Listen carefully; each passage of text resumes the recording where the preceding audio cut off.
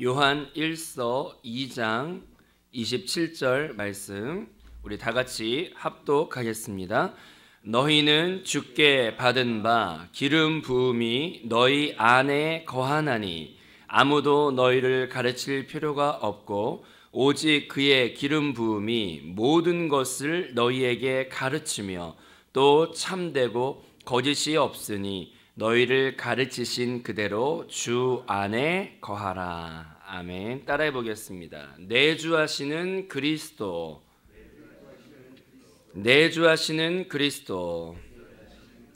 예, 제가 물론 모태신앙으로 자라면서 예수를 영접하면 예수님이 내 안에 계신다 이런 이제 말씀을 많이 듣고 자랐지만 그것이 주관적인 저의 복음이 되기까지는 정말 시간이 많이 걸렸던 것 같습니다. 그냥 객관적으로 배웠던 말씀이 제 안에 살아있는 나의 살아있는 말씀이 되는 것은 또 다른 문제인 것 같아요. 근데 한세교회를 섬기면서 은혜 가운데 이 은혜의 복음이 제 안에 부딪혀 오게 되었어요.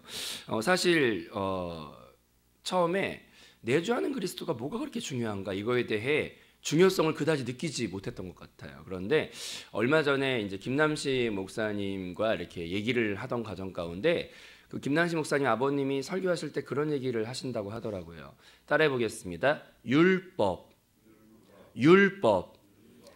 처음에 정말 양이 근본적으로 능력의 한계가 있습니다. 양은 자기 그 바로 앞에 있는 그 시력이 되게 좋지 못해서 자기 앞에 바로 있는 그것밖에 볼 수가 없어요. 그리고 자기를 지킬 능력도 없고 공격할 줄도 모르고 그래서 목자를 잘 따라가다가 그래서 목자가 양 한 마리를 처음에 잘 이끌고 가면은 시야가 너무 이렇게 좁기 때문에 목자가 그 첫 번째 양을 잘 끌고 가면은 두 번째 양이 앞에 있는 양의 그 뒷모습을 보고 그걸 놓치면 길을 잃어버리고 또 그 다음 양이 또 그 뒷모습을 보고 따라가서 한 줄로 쭉 서가지고 이렇게 양들은 꼭 보면은 붙어 다녀요. 왜냐하면 시력이 한계가 있기 때문에.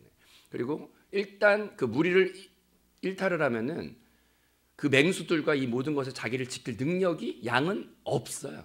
근데 그 양이 착각을 하면 안 되는데 양은 참 하여튼 자기가 자기를 모르는 게 양이에요. 근데 능력도 없고 그게 사람이랑 너무 많이 닮아 있어요. 그래서 아마 시편 말씀과 그 모든 것 가운데 사람이랑 가장 닮아 있는 동물이 양이니까 그렇게 양으로 비유가 많이 나와 있나 봐요. 근데 우리 사람이 보면 각기 자기 소견대로 행하다가 제갈 길을 가다가 길을 잃어버려 가지고 사망의 구렁텅이에 꼭 빠지는 결과를 우리 인간이나 양이나 그렇게 경험하게 되는 것 같아요. 근데 그 김남식 목사님이랑 교구실에 앉아서 얘기를 하다가 이제 은혜로운 말을 들었는데 하나님은 그렇게 향방 없이 사는 우리를 불쌍히 여기셔서 다시 한번 길을 알려주시려고 구약시대 때 주셨던 게 있는데 그게 바로 따라해 보겠습니다.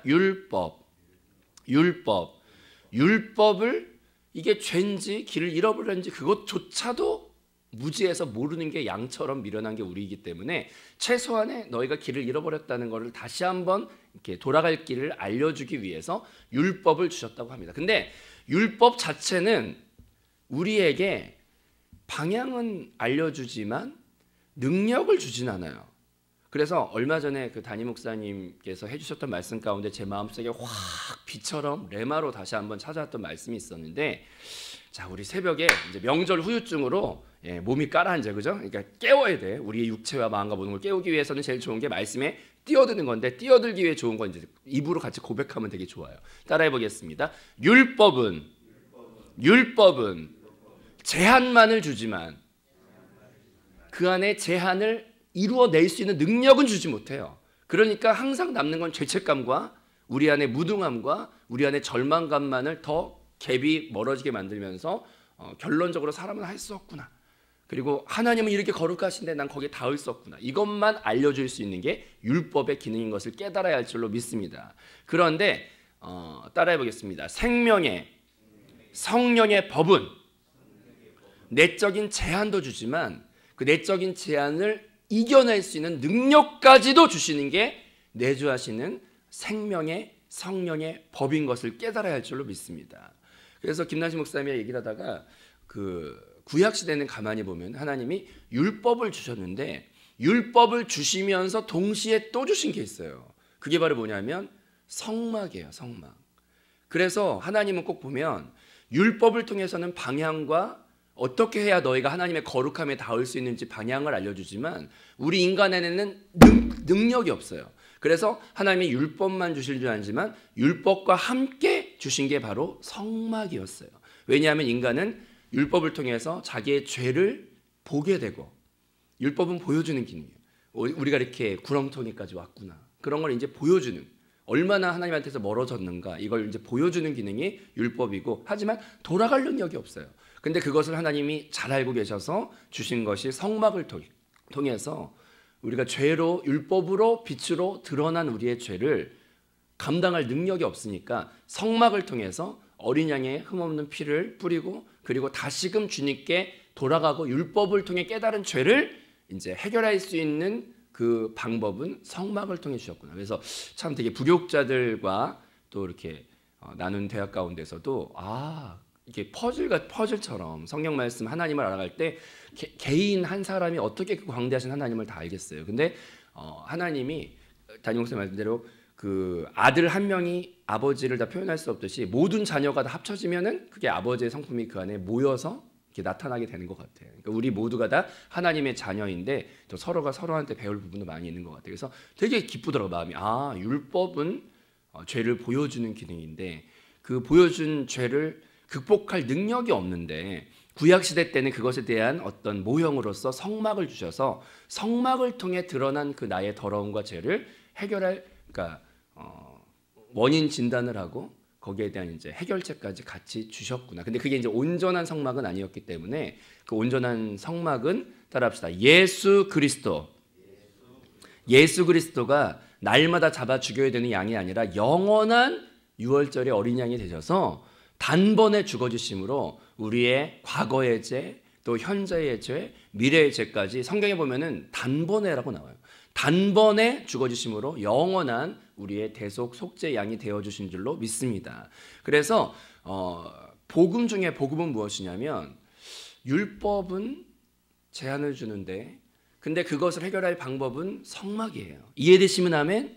근데 그것이 예수 그리스도를 통해서 매번 드려야 되는 제사와 매번 드려야 되는 회개가 아니라 회개는 다른 것이죠. 이제 매번 드려야 되는 희생이 아니라 예수가 유월절 어린 양이 되어 주심으로 죽으시고 부활하셨고 거기에서 이제 더 구체적인 복음은 무엇이냐면 그 내주하는 그리스도와 또 율법이 그 어린 양과 율법이 이제는 우리 몸 밖에 있는 것이 아니라 율법은 우리 몸 밖에 있는 법이고 또 양도 우리 몸 밖에 있는 양이었죠. 근데 그것이 우리와 하나 되어 있지 못했어요. 근데 예수 그리스도가 죽고 부활하심을 통해서 그분을 따라합시다. 영접하면, 시인하면 십자가의 산의 고통으로 내가 너를 다시 낳았도다 그러는데 우리가 구약시대와 그 하나님을 범죄한 그 사건 이후로 우리의 영은 죽어있는 상태였어요. 근데 우리의 영이 죽어있던 상태에서 다시 내가 너를 낳았도다. 그게 뭐냐면 십자가의 산의 고통으로 내가 너를 다시 낳았도다. 죽었던 우리의 영이 다시 태어났도다. 그것은 바로 예수님의 죽음과 부활하심을 통해 예수님께서 육신을 입었던 그 예수님이 우리 안에 들어올 수 없기 때문에 죽고 부활하셔야 그 몸이 거룩한 시간과 공간을 초월할 수 있는 몸이 되신 이유가 왜 그러냐면 따라합시다. 우리 안에 들어오시기 위해서 거하시기 위해서 죽고 부활이 왜 필요하냐면 그래서 부활하신 거예요.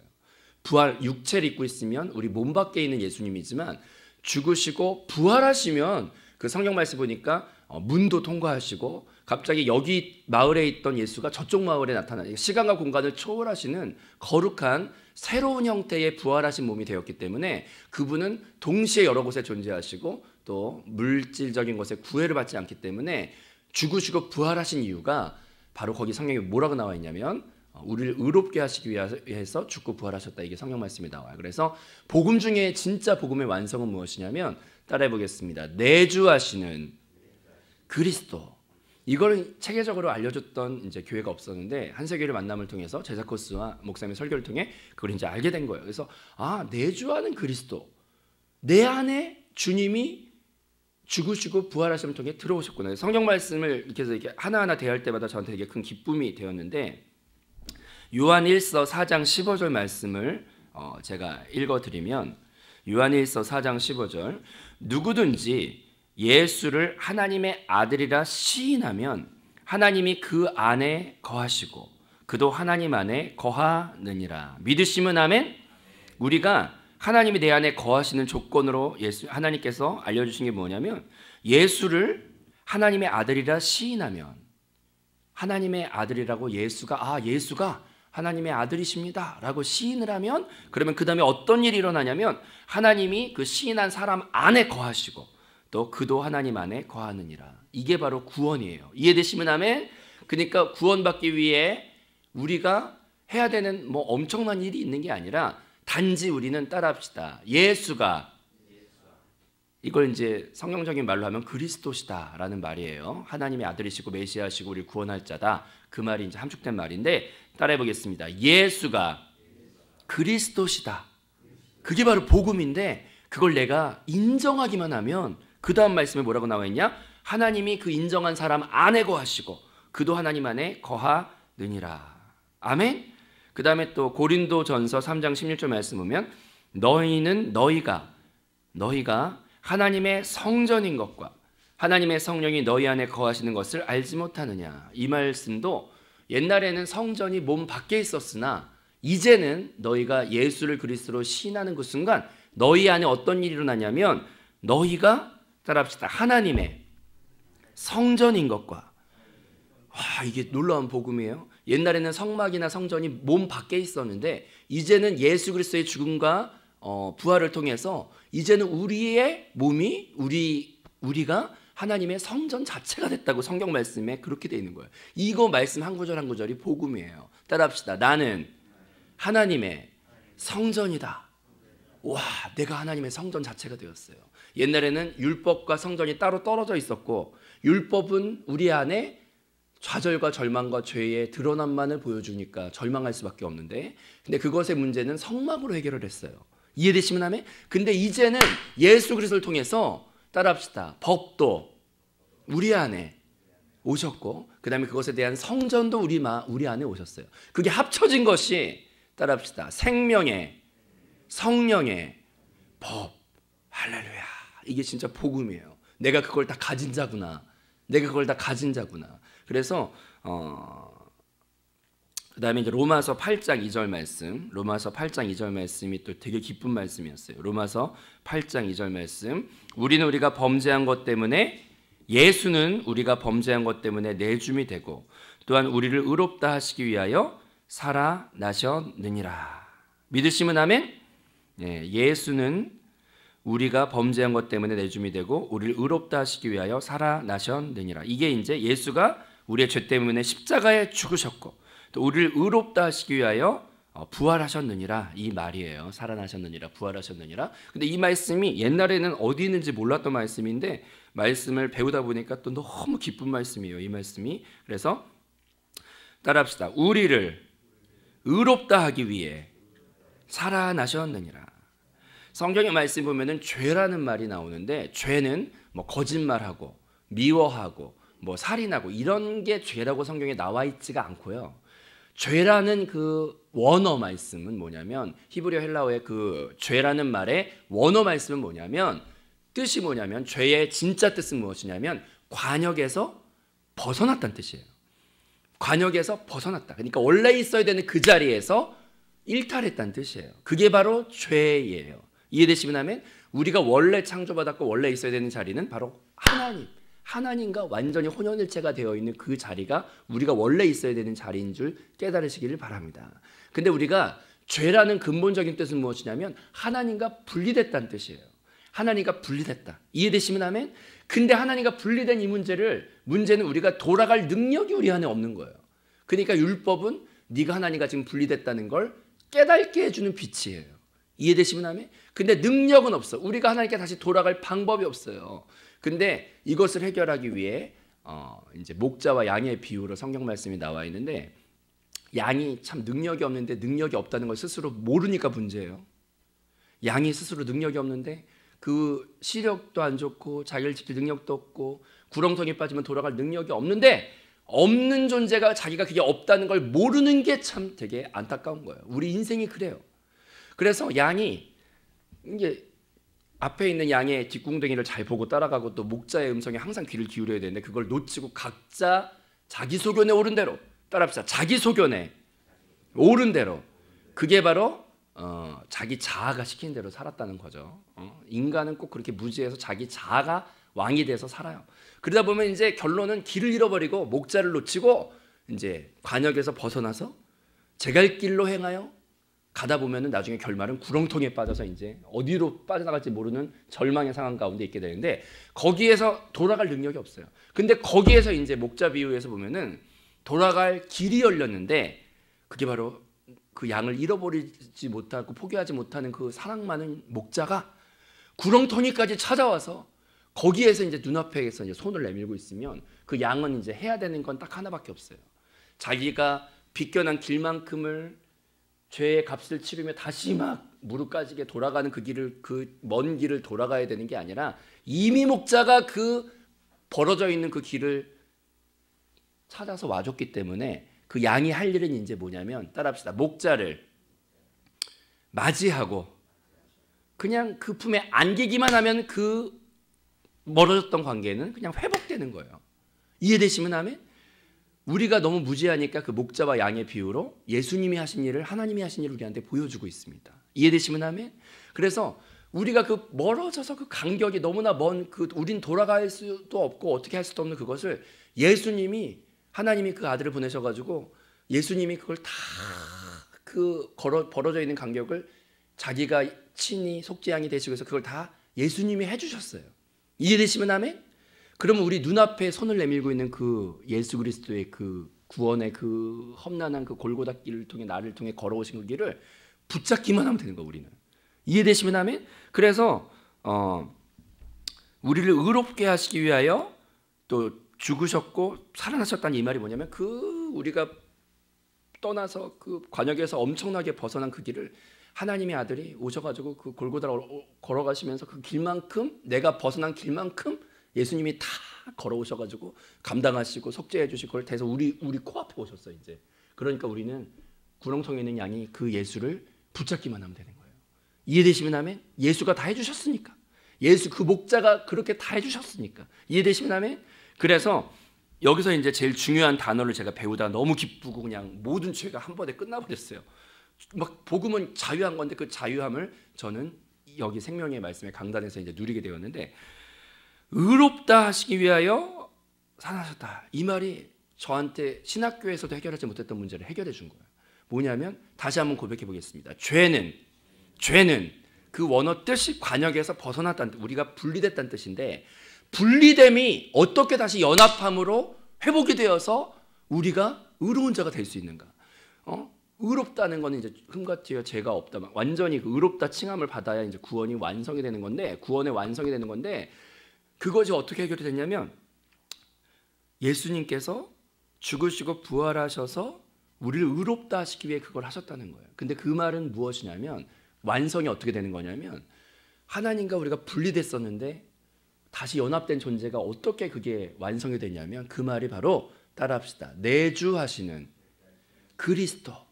이 말이 얼마나 놀라운 복음의 말인지 나는 주님과 분리되어 있던 자였는데 나는 주님과 분리돼서 이렇게 지금 뚝 떨어져 있는데 내가 가야 되는데 내가 가지 않고 예수님이 친히 날 찾아오셔서 이제는 예수님이 따라합시다. 내 안에 거하신다. 이게 복음이에요.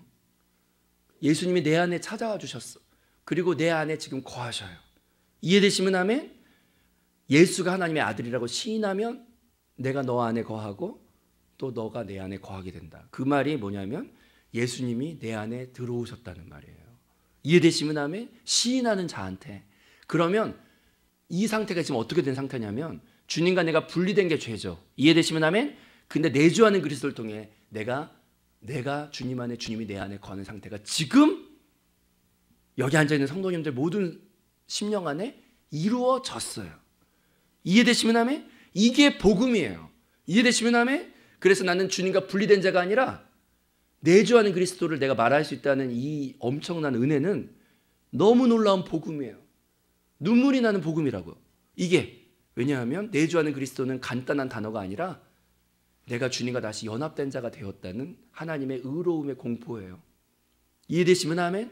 죄는 분리됨을 뜻하는 건데 그 분리됨이 연합될 때 죄는 극복이 될 수 있는 거예요. 이해되시면 아멘? 죄는 분리됨이기 때문에. 근데 내주하는 그리스도라는 말은 너무나 놀라운 복음인데 그 복음이 어떻게 성취되었냐? 너를 의롭게 하시기 위하여 죽으시고 부활하셨느니라. 이 말씀을 이해하시면 아멘? 왜냐하면 예수가 육체를 입고 있을 때는 우리 안에 들어오셨기 때문에 죽고 그걸로 이제 피를 흘려 죄의 문제를 해결하고 그 다음에 그것만으로 완전한 연합이 될 수 없기 때문에 율법의 문제는 피 흘림으로 해결하고 이해되시면 아멘? 그 다음에 그 죄라는 완전히 멀어진 분리됨은 부활하심을 통해 시간 공간을 초월하는 예수가 그리스도가 되셔서 그 영접하는 자에게 예수를 그리스도시다라고 시인하는 자에게 시인하기만 하면 그러면 그 예수가 우리 안에 내주하시는, 따라합시다, 내주하시는 그리스도. 와, 이건 진짜 할렐루야 이렇게 막 소리를 질러야 되는 복음인 거예요. 관역에서 벗어났던 우리가, 분리됐던 우리가 이제는 주님과 연합된 자가 되는 길을 열어주셨는데 그게 이제는 구렁텅이에 빠져있는 나한테 찾아오신 목자가 되셔가지고 손을 내밀기만 하면은 그분과 목자 품 안에 안겨있는 양이 다시 될 수 있는 거예요. 이해되시면 아멘? 그걸 이제 목자 비유에서 눈의 시청각으로 보여주는 거죠. 그래서 따라합시다. 가슴에 손을 얹어보세요. 이게 진짜 너무 감사한 복음인데 가슴에 손을 얹고 고백해 봅시다. 내주하시는 그리스도. 이게 얼마나 은혜의 말입니까? 내주하시는 그리스도. 이 말이 얼마나 사랑의 말입니까? 이게 얼마나 은혜의 말입니까? 그걸 가진 분이 바로 저와 여러분입니다. 아멘. 죄는 분리됨인데 그 분리됨의 문제가 내주하는 그리스도라는 그 복음을 통하여 연합으로 하나님이 해결하셨다. 이게 얼마나 기쁜지 막 이 말씀을 듣자마자 막 기뻐 뛰고 싶은 거야. 막 뛰고 싶어. 막 내주하는 그리스도가 이렇게 놀라운 말이었어. 내가 이렇게 막 끝까지 막 진짜 왔는데 주께서 여기까지 찾아오셔가지고 나를 다시 안아주는 말씀으로 나를 다시 연합된 자로 이제 분리된, 죄는 분리됨이란 뜻인데 분리됨이 아니라 이제 연합된 자가 되게 해주셨다는 게 얼마나 감사한지 너무 눈물이 나요. 근데 이제 거기에서 이제 한 단계 더 나가서 전번에 목사님 설교하셨지만은 그 내주하는 그리스도가 그냥 그리스도로만 있는 게 아니라 우리 안에 하시는 일이 있어요. 그게 바로 뭐냐면 성령의 기름 부으심을 내주하는 그리스도를 통해서 그 함께 하신 성령을 통해서 우리 안에 계속 기름 부으심이라는 느낌을 주세요.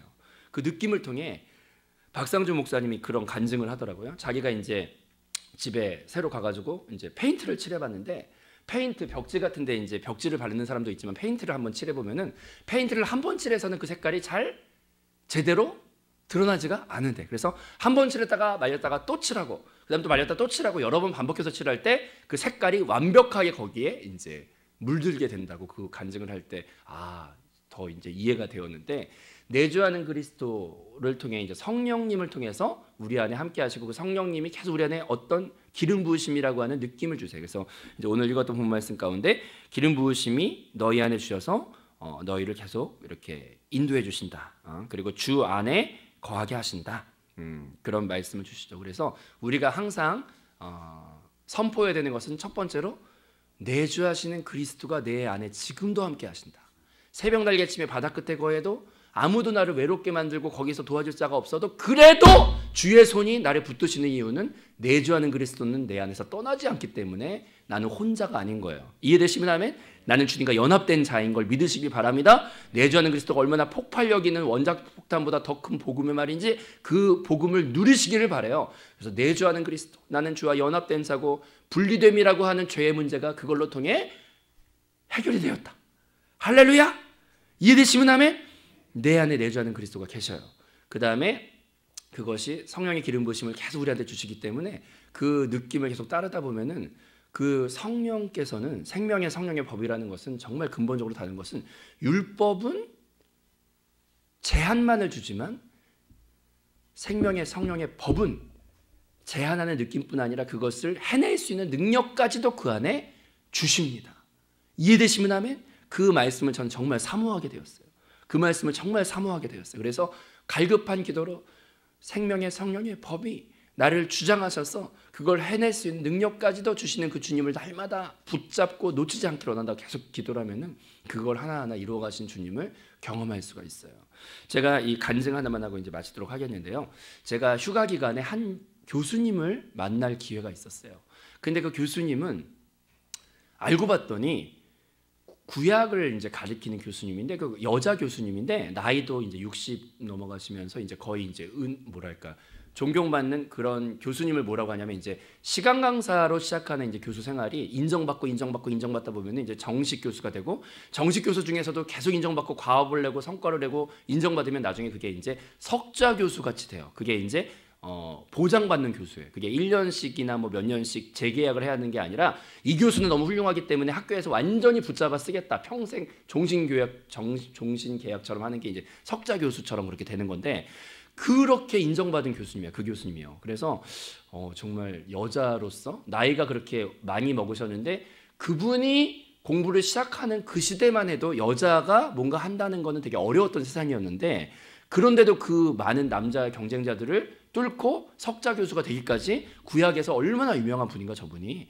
그래서 되게 신기하게 봤어요. 근데 보통 신학교 교수님은 만나보면은 은혜로운 교수님보다는요, 하도 성경을 보면은 학설로만 가르치기 때문에 되게 좀 냉소적이고 차가운 교수님이 많아. 근데 제가 좀 놀란 게, 그 여자 교수님이 구약학에서 되게 권위자로 인정받는 분인데, 그래서 CBS, CTS 이런 데서 성서학당인가 성경마당인가 뭐 그게 있는데 거기 메인 강사를 오랫동안 하셨던 분이에요, 인정받아서.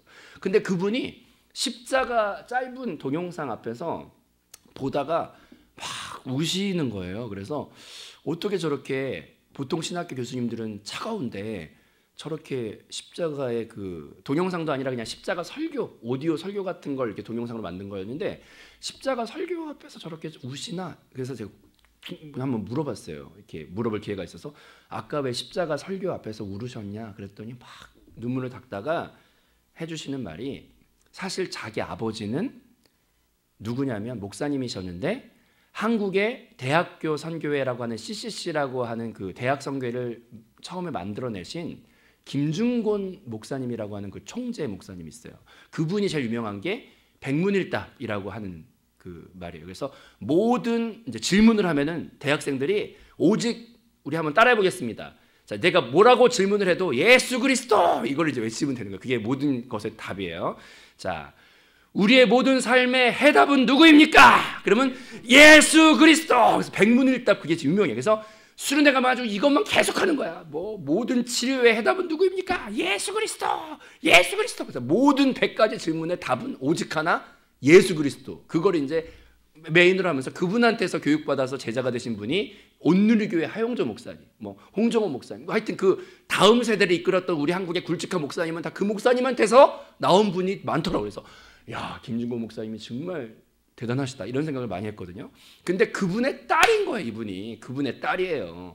그 김중곤 목사님의 둘째 딸은 그 불의의 병으로 죽었고요. 그 밑에 동생 딸이에요, 이분이. 그런데 그 딸이 신학교 교수로서 아주 그냥 제일 싫었던 게, 아버지 후광으로 산다는 말을 제일 듣기가 싫었대, 자기는. 아버지가 너무 유명하니까 너 낙하산이지, 이런 말 듣기가 싫어가지고 일을 아주 갈면서 공부를 하고, 또 두 번째 듣기 싫었던 말은 남자들 세계에서 여자가 뭘 해, 이런 말 듣기 싫어가지고 일을 갈고 막 열심히 해가지고, 사람이 그렇게 노력하다 보면은 아버지 후광 없이 또 남자들 사이에서도 자기가 이렇게 정말 열심히 살다 보니까 어느 순간 정말 하나님이 그렇게 이루어 주셔가지고 그렇게 이제 쟁쟁한 교수로 인정을 받게 됐더라고요. 근데 그분이 십자가 앞에서 왜 울었나 제가 물어봤더니 하루는 그렇더라고요. 자기는 이제 모든 걸 이루었기 때문에 평생 동안 월급이 끊기질 않고 인정받고 이제 아무걸 노력하지 않아도 편안한 인생이 되었대요.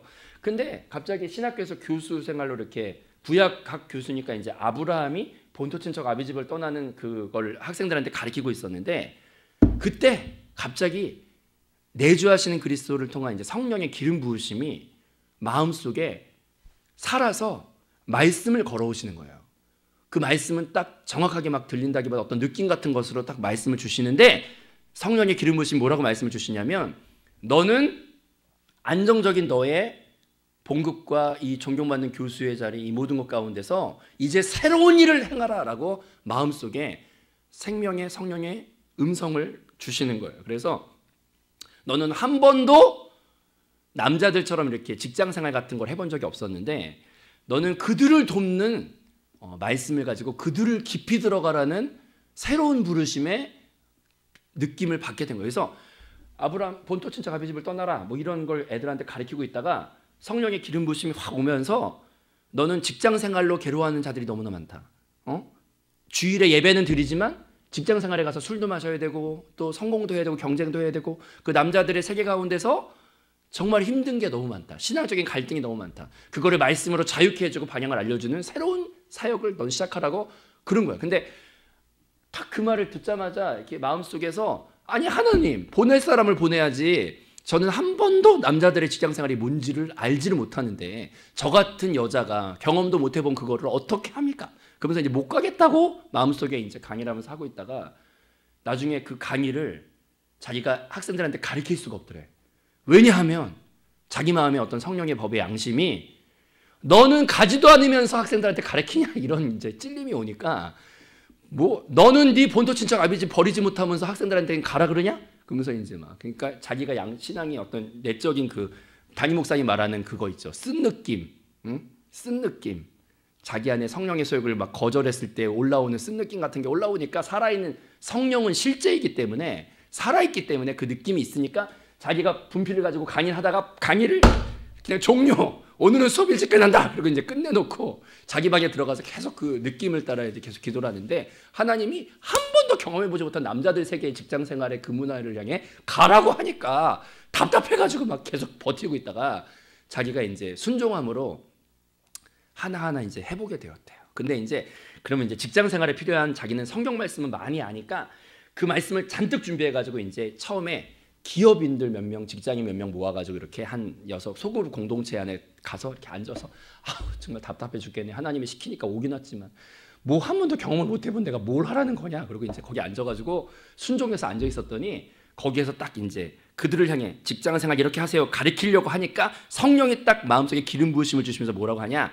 너는 입 다물어라. 그래서 너는 입 다물어라 그러더래. 그래서 입 다물 어떻게 하나님 그럼 입 다물고 어떻게 하는 겁니까? 그랬더니 너는 저들이 하는 얘기를 잘 들으라 그러더래. 그래서 잘됐다. 나는 할 말도 없는데 직장생활 경험도 안 해봤는데 그러면서 이제 순종해서 왔지만 할 게 없으니까 이제 들었대요. 그랬더니 그들이 직장생활 할 때 고민과 신앙인으로서의 갈등과 신앙과 현실 사이에서의 갭을 서로가 얘기를 막 하더래. 그러더니 서로가 얘기를 하면서 그 안에 서로가 위로를 받고 그러더니 한참 자기 속상한 얘기를 하니까 막 이 사람이 울어주고 저 사람이 울어주고 나도 그랬다 그러면서 경험을 얘기해주면서 신앙의 어떤 그 깊은 얘기를 막 하다가 뭐 예를 들어 뭐 기업인이 세금 문제를 어떻게 해야 되냐 뭐 얘기하면 저쪽에 사장이 또 말해주고 막 얘기를 하다가 자기가 그 안에 듣다가 은혜를 많이 받고 왔대.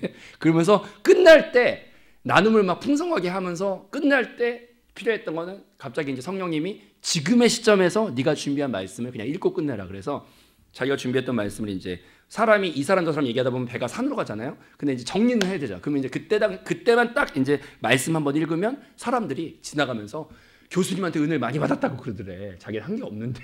그러니까 거기서 이제 자기는 새로운 걸 깨닫고